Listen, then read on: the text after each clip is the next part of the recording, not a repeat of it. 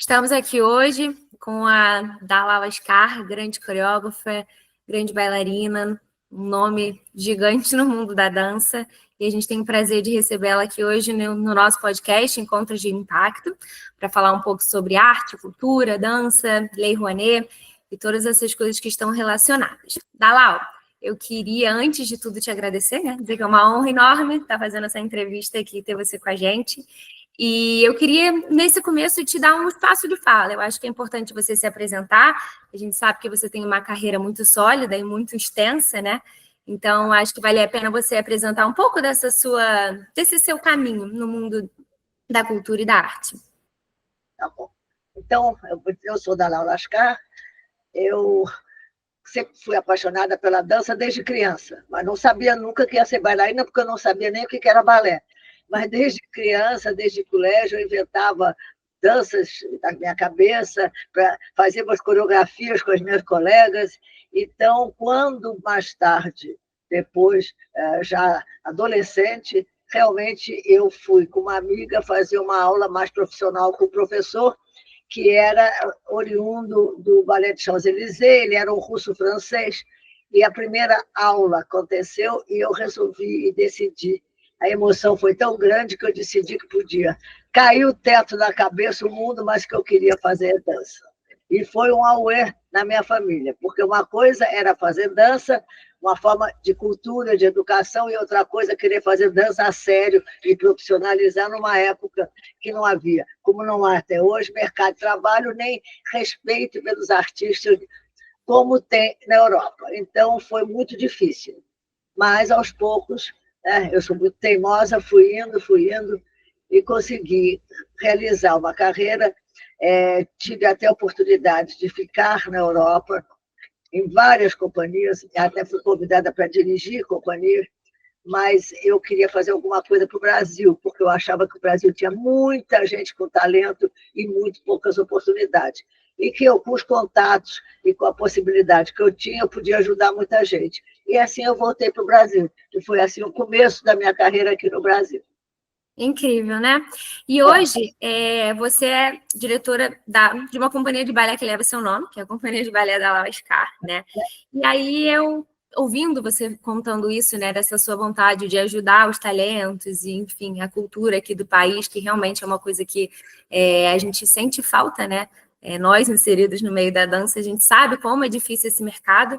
Eu queria saber como é que surgiu essa ideia e essa vontade de ter uma companhia sua, né, com seu nome e trazer essas obras para cá, montar coreografias? Como é que surgiu esse cenário? Olha, na verdade, começou assim. Quando eu estava estudando na Europa, e a família muito pequena, eu perdi meu pai muito cedo e minha mãe se casou de novo, e casou com uma pessoa europeu, de origem polonês, e que gostava muito de arte, música, dança. A Europa é muito ligada à cultura. A cultura é o bastião de todos os países europeus. E ele acalmava minha mãe, que achava que isso era vida para moça, que moça tinha que casar e ser dona de casa, sei lá o quê. E ele me incentivava, dizia, não, artista é uma maravilha, é um dom de Deus, não sei o quê. Quando eu estava na Europa, minha mãe ficou com muita saudade, porque nós não tínhamos muita família. Aí ele disse, não, volta para o Brasil, traz uma professora e eu te dou um lugar, você monta uma escola e depois uma companhia, você dança, vem para cá. Voltei, a minha amiga que estava comigo na Europa disse que jamais voltarei, porque no Brasil não tem chance de dançar, e ficou na Europa, fez carreira lá. Aí eu trazendo uma professora que fez assim uma carreira muito boa, que era uma amiga chamada Eugênia Feodorova. Ela veio para o Brasil comigo, montamos a tal escola e chamei todo mundo, convidei todo mundo para vir fazer aula com ela, o pessoal lá do Teatro Municipal, o pessoal da União das Operárias de Jesus, que era uma companhia muito boa de jovens, que era dirigida pelo grande mestre Václav Belchek, mas que tinha ido embora do Brasil, e a companhia, que já estava formada, ficou sem rumo.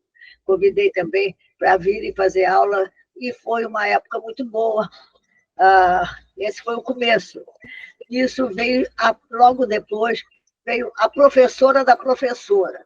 A professora da professora era uma bailarina russa, que tinha estudado, que era da geração da classe da Ana Pavlova, da Karsavina, daqueles grandes bailarinas da época do balé russo de Diaghilev, que tinha vindo, depois, com a guerra e com a Revolução comunista na Rússia, tinha vindo para Paris, onde ela estava morando sozinha e viúva, e encontrou com a Eugênia, que tinha sido aluna dela, porque ela foi diretora do balé do grande teatro, e viu a Eugênia lá. Então, dava aulas para a Eugênia. Quando a Eugênia tinha dinheiro para alugar uma sala, ela ia e dava aulas. Aí, eu, em Paris, eu olhei para a Eugênia e disse assim: você tem uma escola tão diferente, tão bonita. Ah, é porque eu sou de origem russa e eu fiz aula. Estava para me formar quando os alemães entraram e carregaram o teatro, e eu acabei não voltando e vim para cá. E eu tenho uma professora que me dá aulas de vez em quando, eu digo, eu quero conhecer. Aí fui conhecer a professora, Madame Makarova, maravilhosa, que tinha sido a pessoa com quem Fokine criou a Chopiniana, que hoje nós chamamos de Le Sylphide, e explicou para ela tudo o que era, todos os detalhes da criação. Bom, para resumir, a Madame Makarova, que não tinha família, não tinha ninguém, foi convidada para vir para o Brasil, e lá veio ela para o Brasil também. Passaram-se alguns anos, e a Eugênia e eu resolvemos seguir caminhos diferentes. Ela estava muito arraigada ao conhecimento que ela tinha da Rússia, era muito ligada à cultura, à literatura e à música, e aqueles balés que ela tinha visto, e eu achava que o Brasil tinha que ter os clássicos e mais alguma coisa, porque era um país jovem que tinha que ter um pouco mais de contemporaneidade. Aí, de acordo, nós nos separamos, e a Madame Makarova tinha que escolher se ficava com ela ou comigo, resolveu optar para ficar comigo. E foi nossa professora e formou centenas de bailarinos, fizeram aula com ela, e nossa turma toda foi formada pela Madame Makarova. As meninas da União da Operária de Jesus ficaram comigo, a Miriam Guimarães passou a vida trabalhando comigo, uma grande professora e uma grande artista, Maria Luísa Noronha, que você talvez conheceu também. Todos nós passamos pela mão, primeiro da Eugênia Fedorova e depois da Madame Makarova. Até que um dia a Margot Fontaine veio para o Brasil para encontrar com o marido e agradecer, para fazer um espetáculo para as pioneiras sociais, era o governo do Juscelino Kubitschek, e Dona Sara tinha um projeto social. E aí a Margot queria agradecer o Brasil, ter acolhido o marido dela, que era um refugiado, e foi fazer um espetáculo. E aí, por acaso, ela não conhecia ninguém no Brasil, apesar de ter origens, avós e tios, um tio brasileiro, que foi, inclusive, era o inglês que ficou no Brasil e deu continuidade à família, e que ajudou a construir a estrada de ferro lá em Belém do Pará, na época da borracha, das riquezas do norte. Aí um amigo dela, de Londres, ligou para o meu padrasto e disse: olha, eu tenho uma amiga maravilhosa, a maior bailarina da atualidade, ela vai para o Brasil, mas ela não conhece ninguém, toma conta dela. Aí tomou conta dela, ficou no Copacabana Palace, ele foi recebê-la, cuidar dela, e disse para ela: eu tenho uma enteada que eu tenho como filha, que é bailarina e só pensa em balé. E ela disse: então eu vou conhecer. Aí veio para o estúdio conhecer a gente, e conheceu a Madame Makarova. Ficou encantada com a aula dela, e resolveu nos apadrinhar. Disse que eu vou voltar das minhas férias e vou dançar com vocês, e vou fazer aula com a Madame Makarova. E aí ela veio, a gente montou uma mini Gisele com ela e fomos viajar pelo interior, fomos até Recife, no Teatro Santa Isabel, fizemos espetáculos, e na volta, ela no avião disse para mim: você tem muita coisa que você pode contribuir. O Brasil é um país maravilhoso, você pode aprender, mas você quer vir comigo para Londres para aprender, estudar, ver como é que é? Eu digo que só quero. Quando? Ela disse: eu vou me embora amanhã. Eu digo: meu Deus, eu vou falar com a minha mãe. A minha mãe achou maravilhoso eu ir para Londres, largar esse balé aqui, arranjar um lorde inglês, achou ótimo, despachou com ela para Londres. Eu fui para ficar um mês e acabei ficando mais de ano trabalhando no Royal Bar, onde eu aprendi tudo, das coxias até aonde que se fazia os cenários, como se fazia os tutus, as roupas, Eu passei por todos os treinos, Madame Ninette Valois, Frederic Castro, que, como ele tinha. Frederic Castro era o inglês que tinha sido criado no Peru em criança, falava um pouco de espanhol. Ficou felicíssimo de me conhecer. Eu digo, mas eu não falo espanhol, eu falo português. Ele falava comigo, e aí ele assim, se apaixonou, me botava sentada ao lado dele, enquanto ele coreografava, e me perguntava se estava bom. E eu tremia, dizia, está lindo, tá bom. Ele era o maior coreógrafo do momento, ele e Balanchine eram os grandes coreógrafos. O Sérgio Lifar estava na Ópera de Paris e já estava mais velho. Bom, e esse foi meu treinamento. Aí a Margot disse assim, agora volta para o Brasil e que eu vou lá dançar. E ela me deu um convite, ela era presidente da Royal Academy of Dance, que era uma instituição que foi criada na Inglaterra depois da guerra, para ensinar os professores como ensinar, porque cada um ensinava da sua cabeça, a Inglaterra era um caos. Então, as professoras russas, as bailarinas famosas, como a Karsavina, fizeram um grupo, criaram a Royal Academy of Dance, uma senhora polonesa que foi quem foi o primeiro passo, também bailarina da ópera de Varsóvia, que estavam todas refugiadas na Inglaterra, criaram a Royal Academy, fizeram uma metodologia de ensino baseada em Tchequete e em outras experiências. E era para ensinar professores como é que se ensina, dar uma unidade, porque cada um ensinava do jeito que sabia.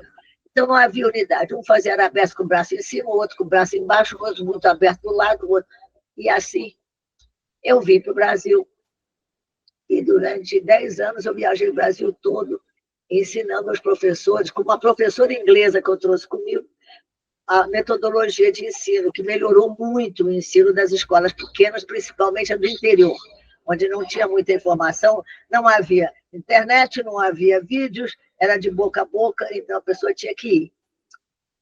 E aí ela me disse, vou convidar você para a companhia, vou dançar com vocês, você monta o espetáculo, e eu quero convidar para vocês participarem. Eu faço uma vez por ano, eu faço um gala para a Royal Academy of Dance. Eu convido uma companhia de cada país do mundo importante, e eles apresentam cada um balé. E com isso eu arrecado dinheiro para manter a Royal Academy, etc. E tal. Aí eu digo, então tá bom. Vim com uma carta lá para o oficial da Royal Academy, com o time da rainha. Passei 8 meses feito uma maluca procurando ajuda, dinheiro, governo NECA, nenhum tostão. Aí, só um embaixador que fazia a parte cultural do Itamaraty me disse, olha, eu só posso te ajudar, eu tenho aqui uma verbinha de $500 se você for para lá apresentar, eu posso te dar. Naquela época, $500 era muito, mas não era nada. Era como se ele tivesse me dado agora para eu fazer uma viagem, $5.000, não adianta nada que eu tinha. Sim. A companhia. A Margot veio. Aí, é que a grande coisa que o Brasil tinha e que eu acho que hoje em dia tem muito menos. Quando eu cheguei com essa proposta e fiquei falando com os meus amigos, nós temos que fazer um repertório, nós temos que fazer alguma coisa, ela disse que vai nos convidar, a gente não tem nada, não vou fazer para a Europa, Lago do Cisne, nem Gisele, nem coisas que a gente fazia aqui para treinar. Eu tenho que levar uma coisa brasileira. E aí comecei, eu tinha um amigo que era o Fernando Pamplona, que era tão maluco quanto eu, que achava maravilhoso isso.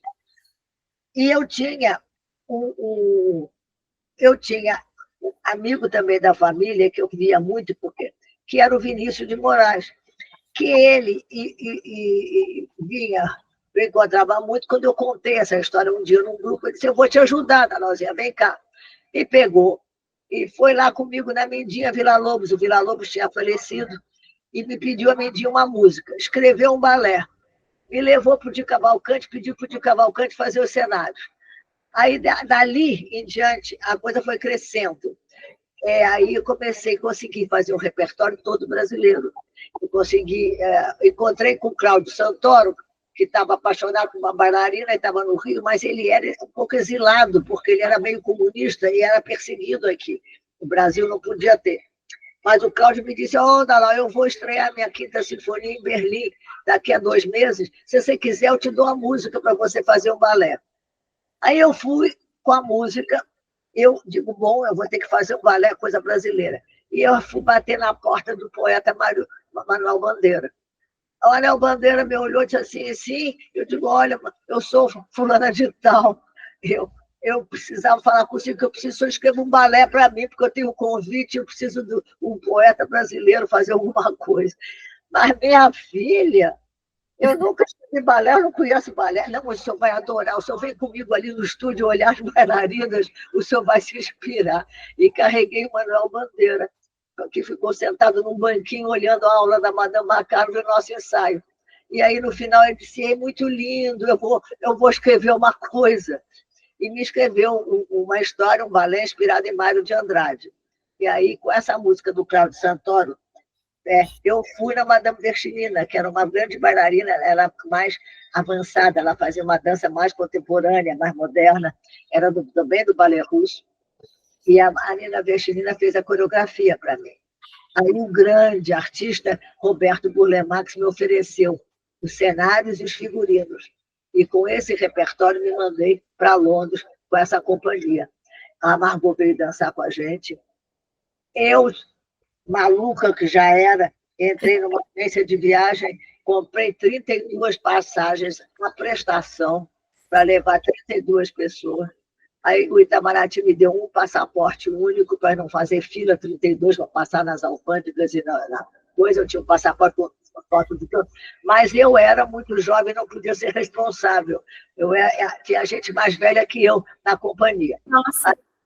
Eu tive que levar minha tia de responsável, porque ela não entendia nada de balé, mas ela era uma pessoa que eu tinha na família, casada com meu tio. Eu digo, você tem que vir de responsável da companhia. E com isso, me mandei para Londres para o gala. Era um gala que tinha naquela noite, com a presença da família real, tinha o balé da Ópera de Paris, o Royal Ballet, tinha o balé dinamarquês, o Royal Danish Ballet, tinha o New York City Ballet, tinha o balé russo, que veio o casal, tinha o balé espanhol flamenco do Antônio, e o brasileiro, o balé do Rio de Janeiro, que ninguém nunca conheceu, nunca tinha ouvido falar, nem sabia o que era, porque eu tinha fundado uma associação e uma companhia que se chamava Balé do Rio de Janeiro. Nunca quis dar meu nome para a vida inteira, foi Balé do Rio de Janeiro. E aí foi assim que começou a minha carreira e todas as aventuras que eu tive pelo Brasil, até que 2 anos atrás, o Balé do Rio de Janeiro, a companhia, que era uma companhia jovem, que virou uma companhia profissional, que se chamava Balé do Rio de Janeiro, os apoiadores acharam que era mais importante que tivesse meu nome, que era mais fácil para divulgar e para vender. E foi aí que eu aceitei. Depois de quantos anos, 50 e tantos anos, eu aceitei botar meu nome. Essas foram as minhas aventuras com balé. Mas é muito legal, assim, de ouvir essas histórias, porque eu acho que tem vários assuntos que a gente pode tirar daí, né? A primeira é a persistência, que é uma coisa que está no seu sangue, né? Eu acho que quem dança, quem trabalha com arte, não tem como não ser melhor amiga da persistência, né? Porque a gente sabe como que é difícil a gente trabalhar com arte, sobretudo aqui no Brasil. A gente tem essa defasagem muito grande, né, em relação à cultura, em relação às pessoas até se aproximarem a esse tipo de conteúdo, de material, né? Então, correr atrás, a gente vê que desde sempre até hoje a gente continua nessa mesma luta, né? Então, eu acho isso muito interessante e eu acho muito legal também o fato de você ter sido bailarina, mas também ter sempre aberto o olhar para as coisas ao redor, né? Não olhar só para si, mas assim, de que forma que eu posso ajudar os bailarinos em geral, de que forma eu posso ajudar a cultura do meu país, né? A divulgar esses artistas que são tão talentosos que a gente sabe, que a gente vê por aí mundo afora, milhares de bailarinos em companhias estrangeiras, mas como é que a gente pode trazer eles para cá? Como é que a gente pode divulgar e melhorar a situação desses artistas, né? Então, eu acho que isso é uma coisa muito legal e que talvez seja pouco falada hoje em dia, né? A gente vê muitas pessoas indo embora, mas deixando, assim, um pouco a cultura do Brasil, que é tão extensa e tão rica, né? E que tem tantos talentos aqui que podem ser aproveitados também dentro do país e não fora. Então, eu acho que isso é uma coisa muito importante de se trazer e de se colocar em pauta também, né? E aí, já ligando, assim, a essa falta de estrutura, essa falta de recursos que a gente tem hoje em dia, eu queria saber, assim, hoje você tem a sua companhia, quer dizer, não hoje, mas há algum tempo, né? Que hoje leva o seu nome. Mas quais são, assim, os desafios que você acha que ainda persistem, assim? ainda nos dias de hoje, para você manter a sua companhia, para você fazer grandes espetáculos? Como é que funciona isso? É muito difícil você ter acesso a esses recursos? Como que se dá tudo isso? Mais difícil hoje do que era. Eu fui para Londres toda endividada, porque eu comprei a prestação, as passagens, para fazer um balé. Mas a Margot veio aqui para dançar, e tinha os balés, eram 4 balés, o do Vinícius, com coisa, era o balé do Cláudio Santoro, Dona Bestinina, Burle Marx, Manuel Bandeira.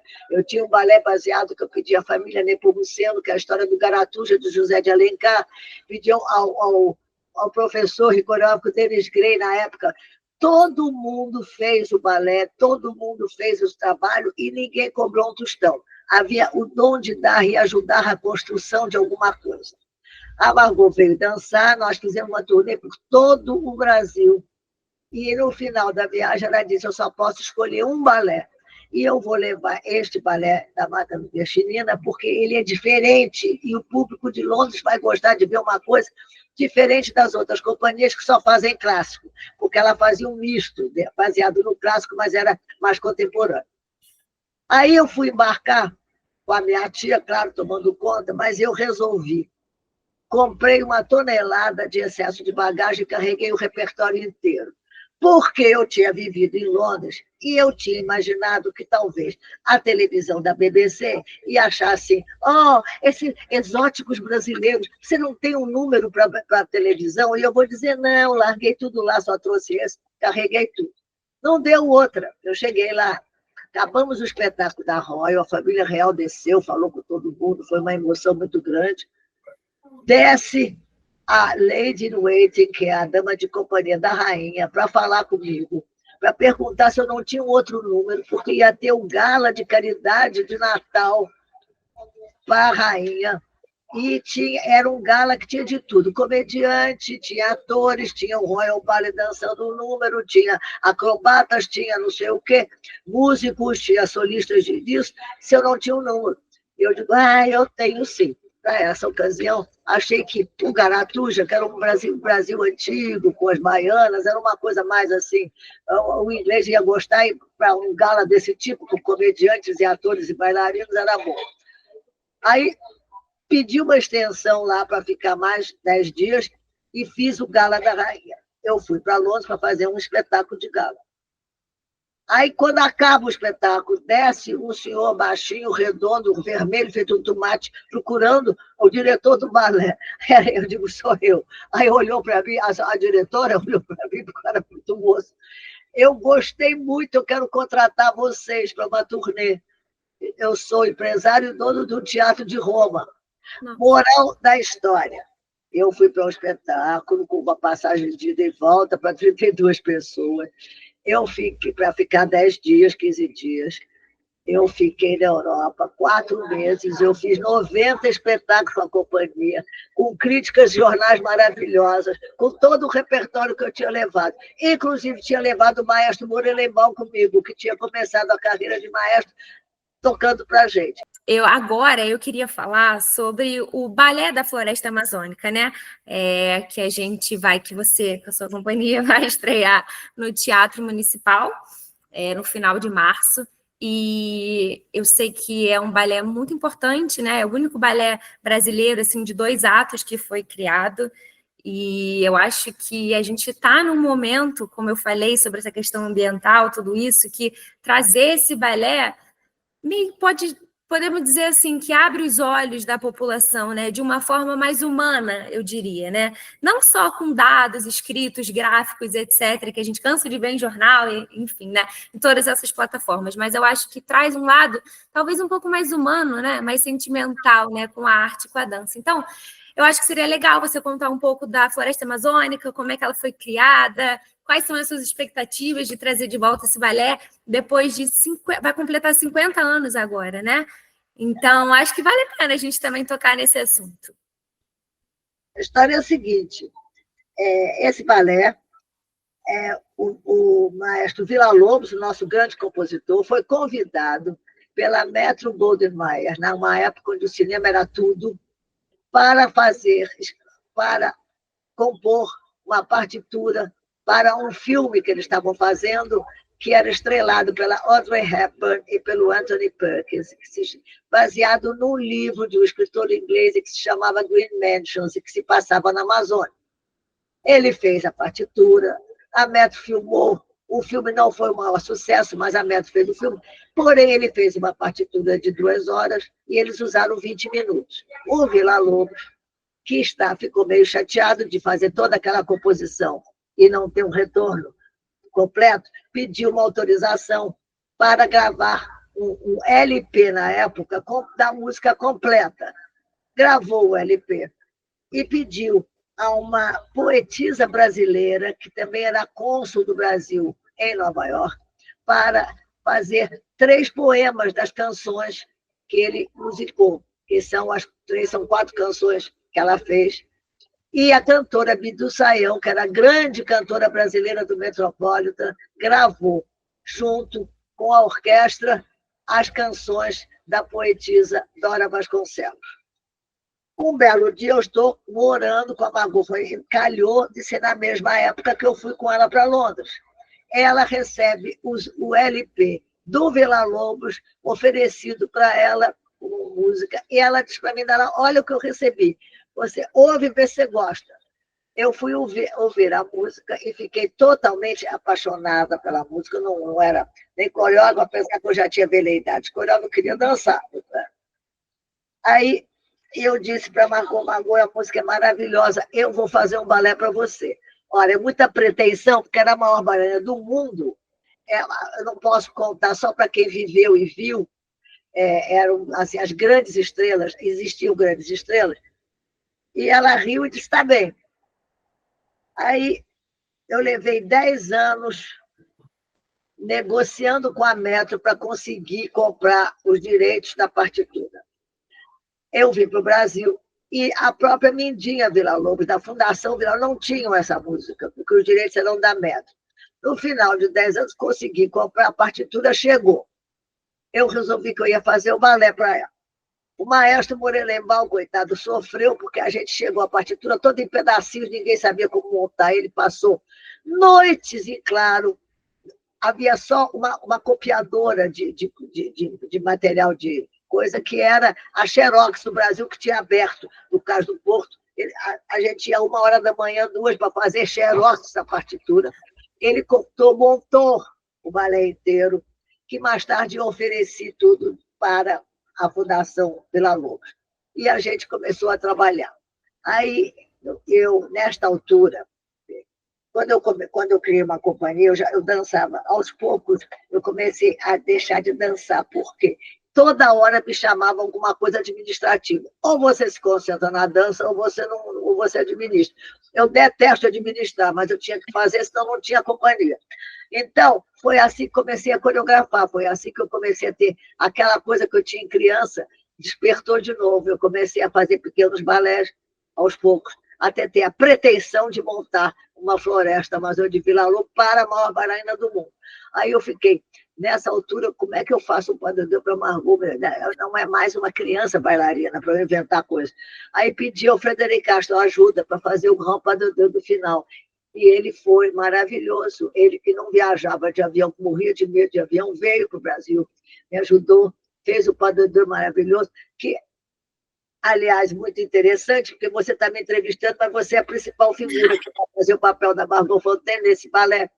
E esse balé é um marco, porque é a única obra totalmente brasileira. Os cenários, os figurinos, a música, a coreografia e os bailarinos, tendo sido dançado pela maior bailarina do mundo, que tinha antecedentes brasileiros, que quando a mãe dela, ela foi escolhida lá pela Debinette de Valois para ser a principal, e ela não tinha um nome de família muito complicado em inglês, e na época era hábito de se usar nomes russos. A Alicia Markova, por exemplo, ela chamava Alicia Marx, mas aí ela foi para o Balé do Diágono e ela botou Markova, para ser tudo russo, porque o grande coisa eram os russos que tinham vindo.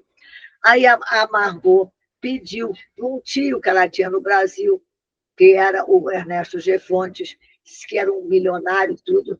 A mãe escreveu perguntando se ela podia usar Margot Fontes, porque era do tio. E ele respondeu, jamais, da minha família, alguém pisa no palco, usa meu nome para botar no palco. Aí ela resolveu chamar Fontaine.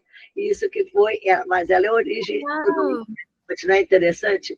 E Nossa. aí, o Frederic Castro fez a coreografia do Grand Pas de Final, que foi levado em vários galas, na Royal Opera House, em vários lugares. Eu tenho fotos e tudo, dançado com Margot, com Nureia, com todo mundo.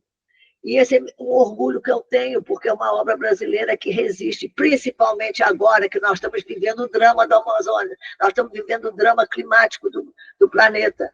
E aí eu montei o balé, primeiro era em um ato, num gala, uma temporada que vieram dançar, e depois, mais tarde, em 85, eu montei 2 atos.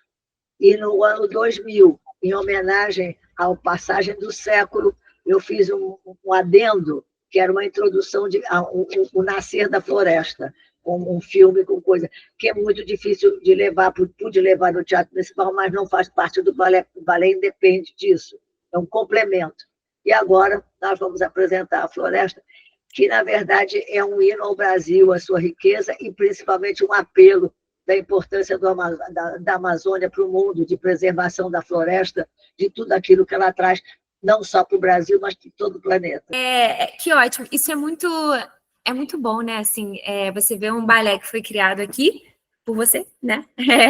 E que traz uma história brasileira, né? Que coloca em evidência, assim, a floresta amazônica, por exemplo, né? E aí, como eu falei, eu acho que hoje trazer isso de volta é um tema muito interessante, porque a gente sabe, né, de todos os problemas que estão acontecendo, então eu acho que é um repertório que vale muito, né? Acho que não só aqui, mas eu digo repertório tanto em questão cultural como em questão de arte, de dança, né? Eu acho que também levar isso para internacionalmente, para outros países, para a gente apresentar essa cultura e até mostrar, né, que os balés também existem balés feitos aqui no nosso país e que são de alta qualidade, então eu acho que é um tema bem legal e que tem grandes possibilidades em diversos lugares, né? Então, parabéns, tá? Pelo seu balé, ele é lindo. Eu estou na luta de levar o balé para fora, quero levar ele para a Europa, porque eu acho que a Europa está muito antenada nessa importância.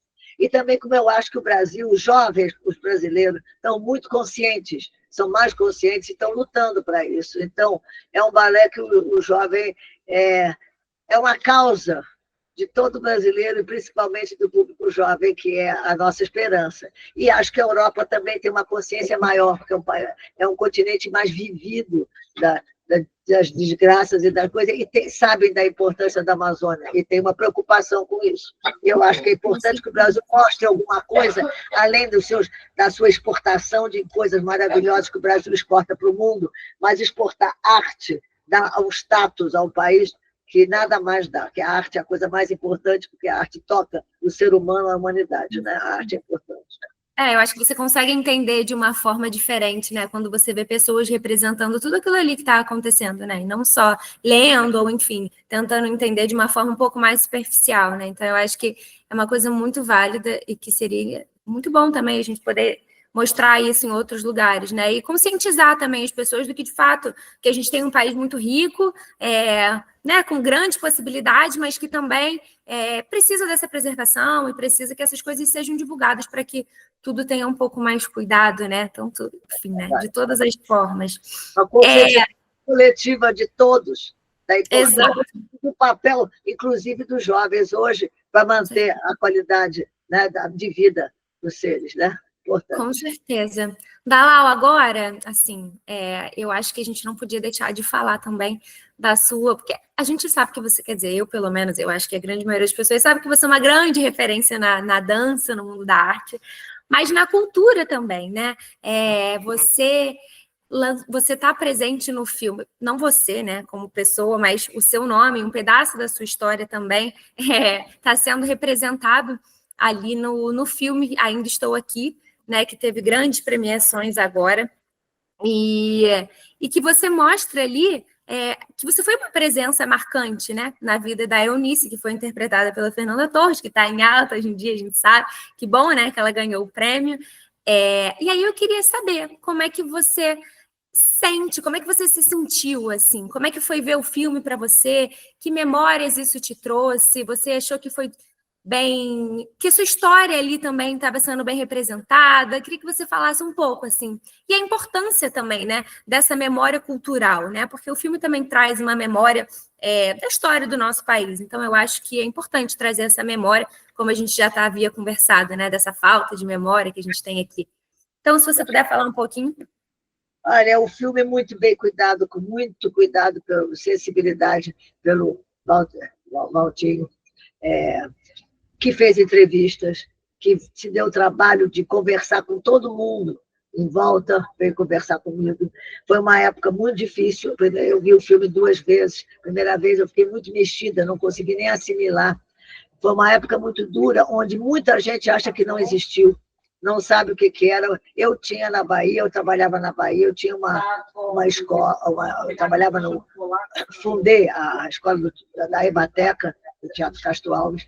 Eu tive alunas, estudantes já mais velhas um pouco, que estavam entrando no ciclo universitário, que desapareceram, nunca mais se soube dela. Aquilo era muito chocante para quem estava vivendo isso.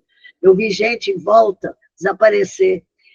Muita gente nega, mas foi um período negro e muito difícil, onde as pessoas se alvoroçavam de uma autoridade que não lhe era devida. Uma coisa é manter o país numa linha, de uma direção, outra coisa é aterrorizar a gente e prender sem saber. Eu me lembro que todo mundo, primeira vez na história do Brasil, ia irradiar o Lago dos Cisnes do Bolshoi.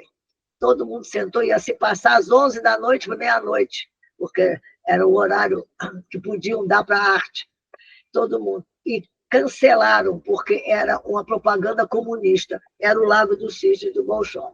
Então, havia realmente uma força, assim como se fosse um poder na mentalidade de muita gente, que extrapolava tudo aquilo que a humanidade exige. Então, foi um período muito difícil. Tanto é que eu era amiga de Eunice, porque os maridos eram engenheiros e amigos, e tiveram exilados juntos. Eu tinha acabado de casar, conheci a Eunice, fiquei muito amiga dela. Quando eu vi esse drama todo, que foi terrível, eu criei um curso de terapia através do balé, criei um curso para poder ajudar a ela ter assim, um momento dela que não ficasse só vivendo aquele drama, porque era todos filhos, todo mundo, sem saber quando é que o pai voltava, quando é que ele vai, mas ele vai voltar, porque alguns eram presos e voltavam, outros não voltavam. Sim, tem até uma cena, né, no filme que ela fala que as aulas de balé eram a melhor parte do dia dela, né? Tem essa aula que veio muita gente, mas muita gente, adultos, artistas, que vieram fazer essa aula, porque era uma aula baseada em dança, mas uma aula que, naquele momento, você se desligava, porque a dança e a música supriam, era um momento seu. Foi muito bom aquilo. E eu tinha, inclusive, a Ana Lúcia, que era colega da minha irmã, a minha sobrinha, faziam aula de balé juntas. Tanto é que elas estão na praia dizendo que cada uma vai brigar porque elas estavam passando Coca-Cola para ficar morena. E eu ia brigar. Eu brincava com todo mundo que queria dançar a Gisele, todo mundo, vocês têm que ser brancas e não sei o que. Era uma época diferente.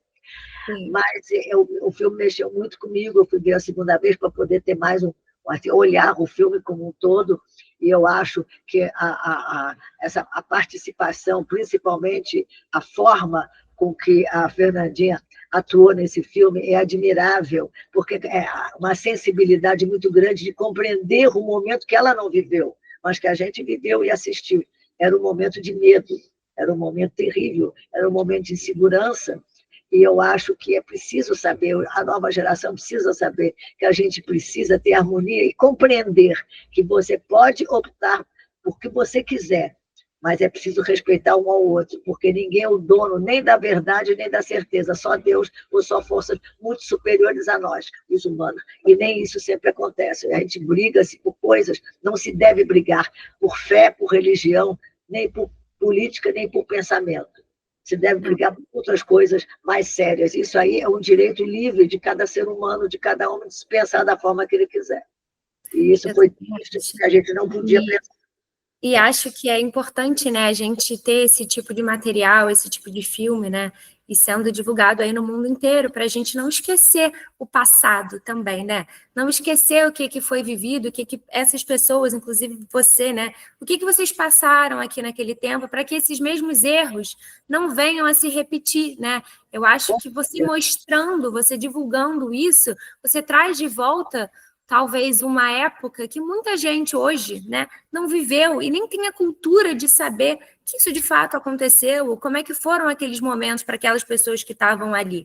E aí você vendo a imagem, você vendo a interpretação, você vendo o filme, as histórias, você se coloca naquele lugar, né, muitas vezes sentada assim assistindo, você fala, nossa, se fosse eu ali naquele lugar, como é que eu iria reagir?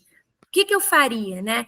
Então, eu acho que o filme traz muito disso também, de você se colocar ali no lugar daquele momento, de tentar entender a dor daquelas pessoas e trazer de volta momentos que a gente não quer que se repitam, né? Então, eu acho que essa parte visual do cinema também traz um pouco do lado humano, né? E você consegue se conectar com o que está acontecendo ali, e isso é muito bom.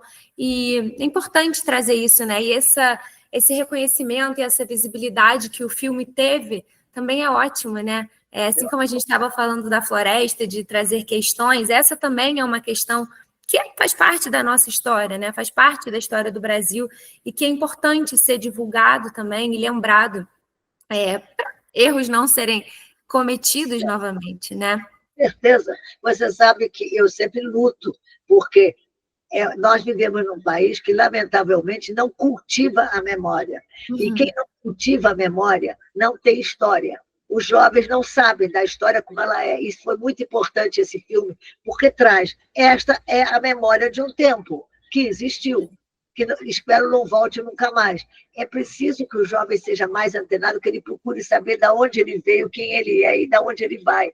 E eu acho que a memória é algo muito importante para ser cultivado no país. O nosso país, infelizmente, por falta de tradição e de cultura, não cultiva a sua memória. Não dá manutenção das grandes obras que nós temos feitas desde a época do Império, todas as grandes igrejas, todas as obras de arte que nós temos, os museus, tem que incentivar o jovem, a criança tem que poder frequentar museu, saber da sua história. Nós somos a continuação de uma história, a história dos nossos antepassados. E a gente vê muitas coisas assim sendo perdidas, né? Até assim, museu pegando fogo, tudo isso são pedaços da nossa história que são levados para longe, assim, a gente não vai ter mais acesso. E aí as pessoas que não estavam ali naquele momento, como é que elas vão ter essa informação, né? Então, essa criação desse filme, eu acho que foi muito válida nesse sentido também, né? De você relembrar todo o tempo, todo o que foi passado, e foi muito bonito, inclusive. Muito bom. E aí eu acho legal também a gente falar que como que a arte, né? Como que o balé, nesse caso, assim, como que ele teve presente, como que ele se fez importante nesse momento, né? De uma forma de você de se expressar, de você sair um pouco daquela pressão, daquelas coisas que estavam acontecendo, né? Então, acho válido também a gente lembrar sempre disso, né? Que a arte e a cultura também são meios de você sair um pouco dessa realidade, né? Então, isso é muito legal. Uma pergunta que eu acho legal da gente pensar aqui é o seguinte: você sempre teve, assim, à frente a grandes mudanças, né? Assim, no meio da cultura, da arte, a gente vê você trazendo essas pessoas, enfim, criando companhias, balés e tudo isso, né? E aí, como que você vê o balé, assim, no contexto atual, ajudando na parte da inclusão social, na diversidade, se essas pessoas hoje têm acesso também, se existem projetos sociais que trazem essas pessoas às vezes de comunidades mais carentes, né, que encontram no balé uma oportunidade para crescer na vida. Eu acho isso super importante. A minha vida inteira, desde que eu fundei a Associação de Balé do Rio de Janeiro, que eu me preocupava com essa parte, porque você tem talento, Deus nasce em qualquer setor, em qualquer lugar. O que nós não temos são uma igualdade de oportunidade. E isso é muito importante, dar uma oportunidade, porque há uma desigualdade muito grande, principalmente no nosso país, que foi colonizado com escravos, com uma suprema. É importante, porque quem dá o talento, quem dá as possibilidades, quem dá a genialidade, não somos nós, os homens. Sim, é Deus, o ADN, a composição de cada ser humano, como você vê que tem na história do mundo, os compositores como Mozart, como outros, podem vir oriundos de qualquer lugar. Então, é importante que se dê oportunidade para que a nossa cultura apareça e cresça, não somente a cultura popular, que é muito forte, muito boa, mas a cultura, vamos assim dizer, universal, aquela que abrange a todos, como os escritores, os pintores, os artistas, é muito importante. Essa sofre ainda muito falta de apoio. Então, qualquer trabalho, apenas o que eu acho errado é aproveitar-se do fato de fazer um projeto social para fazer propaganda da sua própria. Eu acho que a coisa tem que ser feita, sim, por uma obrigação de direito de todo aquele que atingiu, toda empresa e toda pessoa física que atingiu um patamar e um nível, de dar um retorno, porque ele teve uma oportunidade, uma chance, e teve um sucesso que os outros não tiveram por falta de oportunidade. Então, eu acho muito bom, muito importante, desde que não seja explorado para outras coisas, como muitas vezes é. Com certeza. E aí a gente entra naquela questão, né, da Lei Rouanet e das empresas também, da importância de você apoiar esses projetos, né, e ver vidas sendo transformadas, né? Eu acho que isso vale mais do que qualquer coisa, né? O que você deixou aqui, né? Assim, essa é a grande pergunta. Quando você estiver lá nos seus finalmente, o que você deixou para a humanidade? Como é que você quer ser lembrado, né? E não só o que você ganhou, enfim, né? Então, eu acho que isso é um ponto bem legal. Para a gente terminar, eu queria te perguntar o seguinte: você já tem uma trajetória enorme, linda, incrível, cheia de feitos importantes.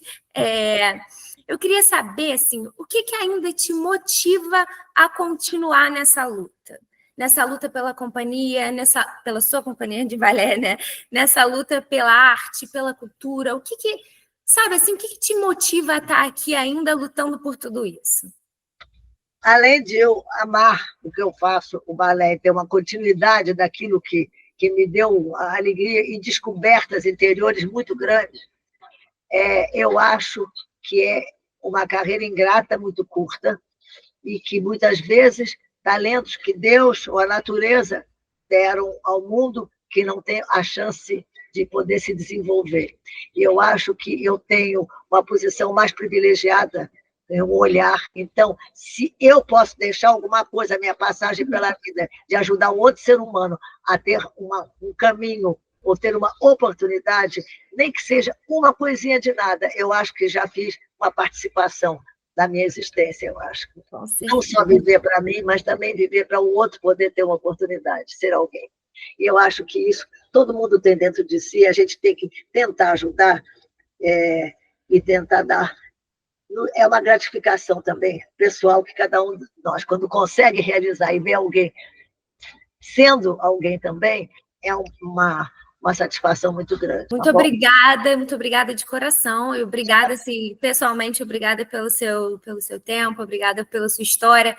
Você é um ícone da dança, a gente sabe disso, e um ícone da cultura brasileira, e é sempre um prazer estar aqui perto de você. Então, muito obrigada. Fico muito feliz de ser entrevistada por você. Muito obrigada. Ótimo. Obrigada. Até a próxima. Até a próxima. Beijo.